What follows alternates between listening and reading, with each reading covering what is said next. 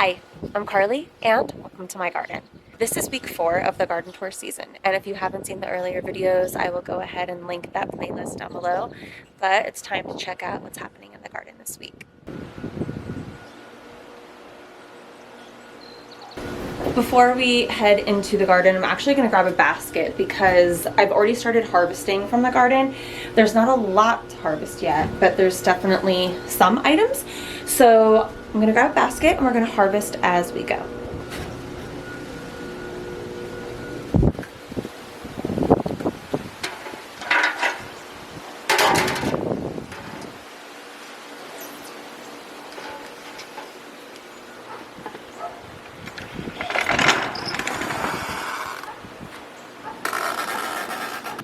I'm gardening in New Jersey, zone 7A, 7B, depends on who you ask, and right now it is almost June 1st. It's very windy and it's cold. Meanwhile, yesterday it was so hot that people were actually in the pool. So let's take a look at what we got going on. So for those of you that have been watching, we know that the roses are going to go up here. We actually ripped out that trellis earlier this spring from last year, and so we had to disrupt the roses a little bit, and we replaced it, and they're actually doing really well, which makes me happy. A couple things I'm excited about.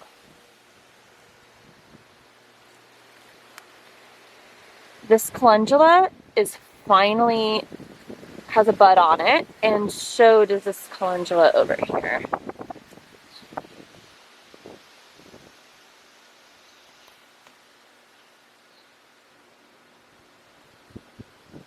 One flower. Hey, Jack. This is a purple cauliflower, and I saw someone on TikTok show a tip where they tie theirs up, so I did that, and I made a video about it, and I don't know if it's gonna work, but we'll see. What I am going to do is go ahead and harvest some more herbs.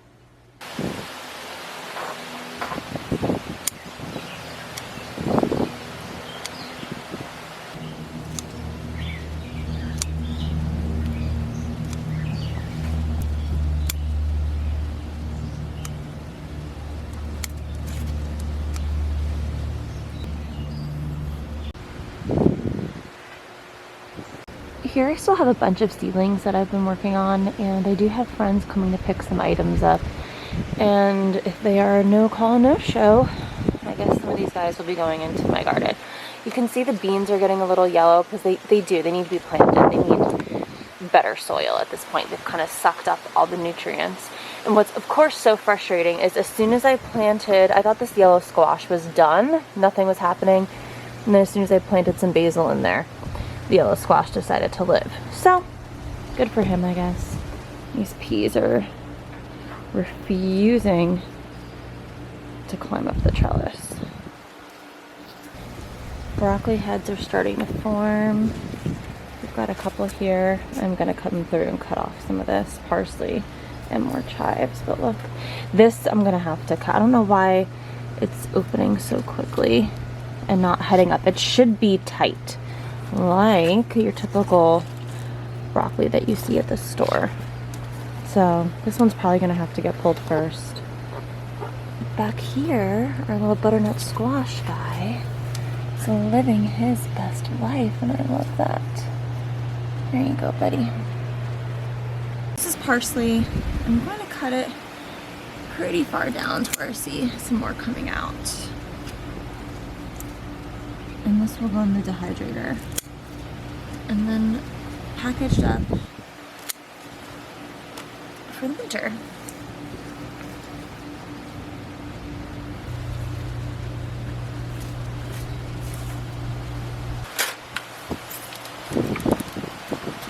Okay, so parsley is done, but there's something else that really needs to be harvested, and that is a pepper.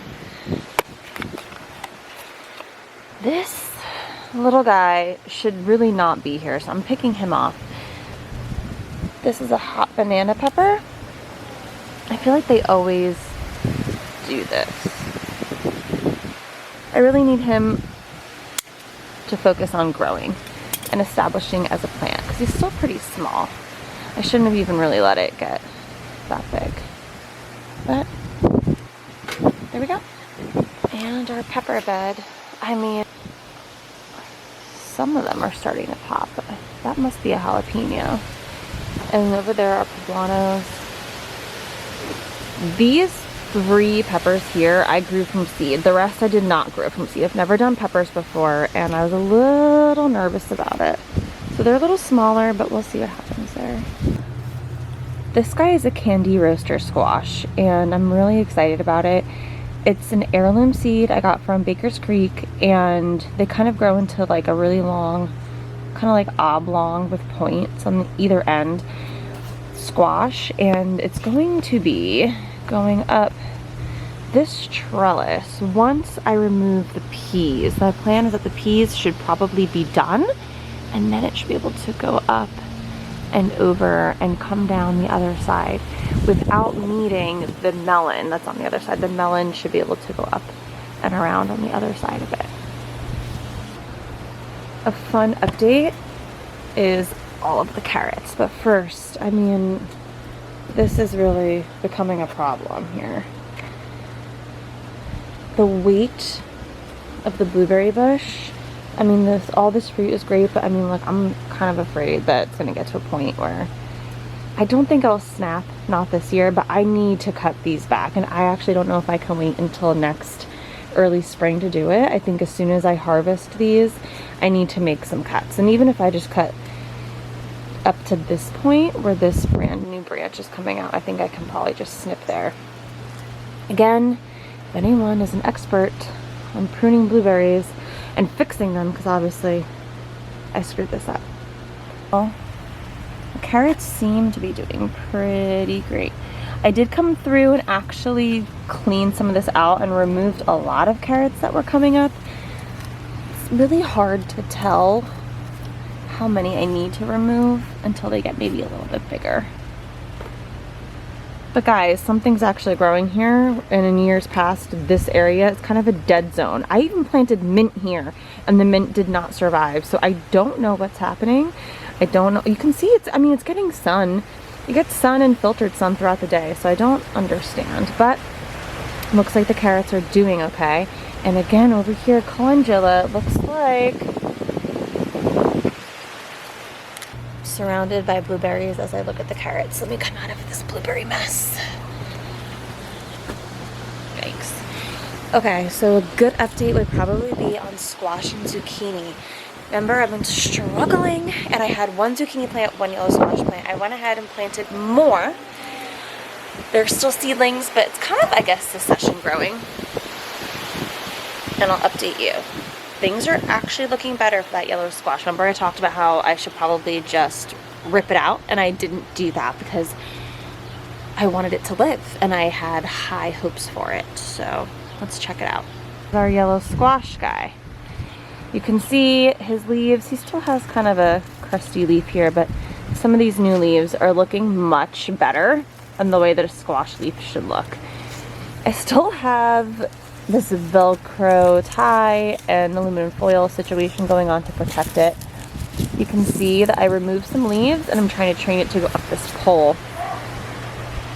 Same thing with that bad boy over there, trying to do that. But I went ahead and planted a few more. 1, 2, there's another one over there. And I'm thinking that even though they're kind of close together, if I do it vertically, I might be able to fit them all in this space.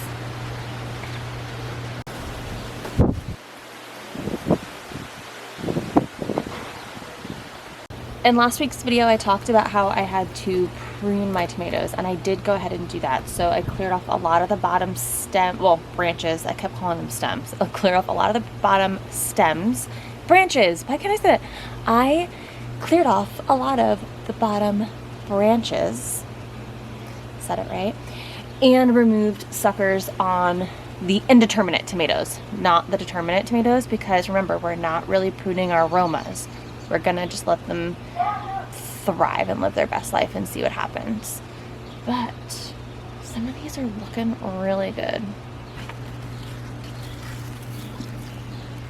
This is called Midnight Snack. I think it's kind of a cherry or maybe even like a salad size. But you see, I kind of cleared off some of the ones that were on the bottom here. Removed some suckers that were really a problem. And then, look at this. Beautiful. Now, I could come in and probably pinch that and pinch that. So, goodbye.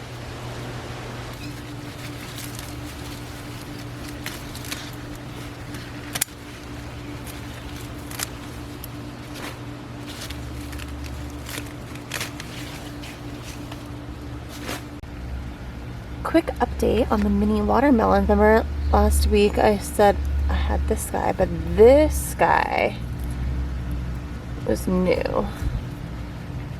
He woke up and he's doing great. And now they're like the same size. So although, no, this one has a true leaf coming up right there. And then that guy back there is probably a cucamelon. I had them growing up here for the past few years, so they're just gonna reseed like crazy. The garden's looking so happy.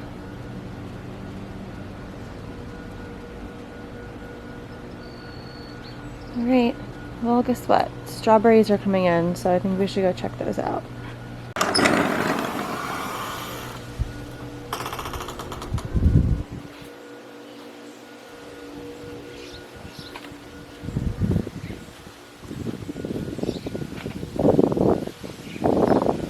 So a little story time about the strawberries behind me. In previous videos, I've showed how I've been trying to deter the squirrels and the chipmunks and the birds really from attacking my strawberries. So earlier in the season, I put kind of like a little hoop house, and then I have asparagus in there and they got way too big, so I had to take the hoop house down. It wasn't working. That was dumb on my part.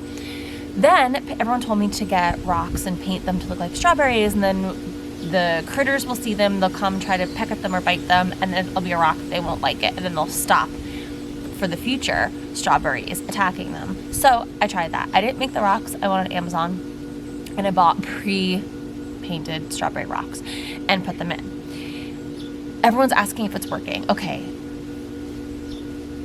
I noticed some bites out of strawberries. I've been getting strawberries, but I noticed some bites and I said, that's really weird. Okay, I guess it's not working. And then I was out here one evening doing something, and the life was scared out of me when I was doing something like right over here, and a giant rabbit jumped out of this thing. And I said, you've got to be kidding me. And I went and I looked, and there was a bunch of bites taken out by this rabbit. And I was like, okay. Moved on, got my life together, came back the next morning, and my husband said, did you see what the rabbits did to the strawberry bed? And I said, what did they do to the strawberry bed? And he said they burrowed holes in it. When I tell you I was so afraid there was baby bunnies in here, there weren't. I came out though, and they were huge. I mean, they broke a bunch of the plants, huge holes, filled them all in. I think he scared them, so I don't think that they've been back in there. Instead, the next day they decided to eat all my roses, but that's a different story. I'm having a really hard time with these bunnies right now, and I know everyone thinks they're cute. I don't anymore.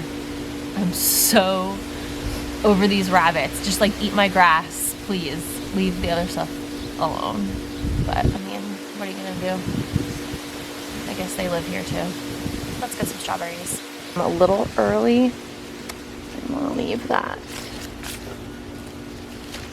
Just so they can ripen and not get eaten.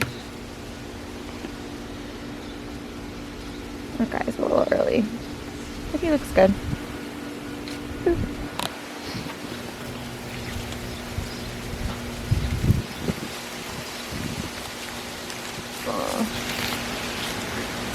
Those are my fake rocks.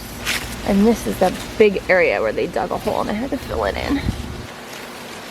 We had a lot of rain here, so I actually had to throw a lot of, like, kind of pick off and chuck a lot of strawberries over the fence because that much water, some of them actually started rotting out.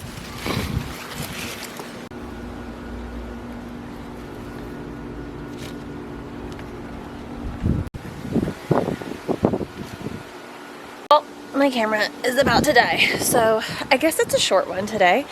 And I got my strawberries and a bunch of herbs to harvest and that one lonely little pepper.